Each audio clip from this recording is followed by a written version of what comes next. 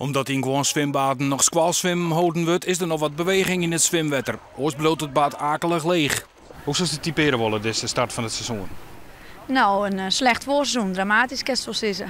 Een belroentje door de provincie leert dus dat het roenom volle minder rint als oors. En dat is eigenlijk het landelijke beeld. Het landelijke beeld wat wij krijgen is dat het wat tegenvalt hier en daar. Dat is wat vertekenend en dan praat je eigenlijk over de losse verkoop met name. En dat heeft natuurlijk alles te maken met het weer op dit moment. De zwembaden bezieken daarmee activiteiten wat rond het waan. Wij krijgen 3 weken de zwemvierdaagse aan. Dat was op zich een succes. Maar ik het weer een beetje minimaal. Dus ik de bezoekers weer iets minder. Zodra het mooi waar wordt, dan gooien wij de dwaren los en knallen we de muziek aan en gooien we er een disco in. Nou, bijvoorbeeld het Spiekerbroek heen doen we dan. We gaan de zwemvierdaagse al gaan.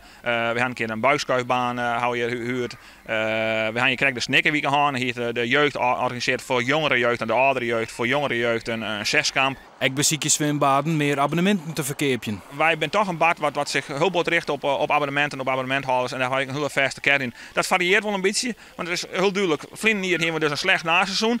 En dat zie je van mij die toch een beetje waarom. Dan verkeer je gewoon een beetje minder abonnementen. Op het moment dat een zwembad dat een aantal keren heeft meegemaakt, zien we wel dat ze hebben geleerd. En dat traject wat naar voren trekken. Dus al met acties beginnen in het voorjaar.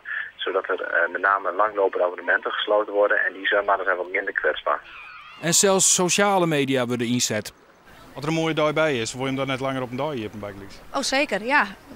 Als die mooie dag komt, dan doen we dat zeker. En hoe weten de mensen dat dan? Twitter, Facebook, internet. Ja, dat is wel een medium wat wij wel volle broeken.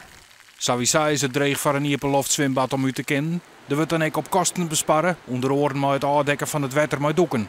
In Houlerwiek maken ze zelfs gloor en broeken ze zinnencollectoren.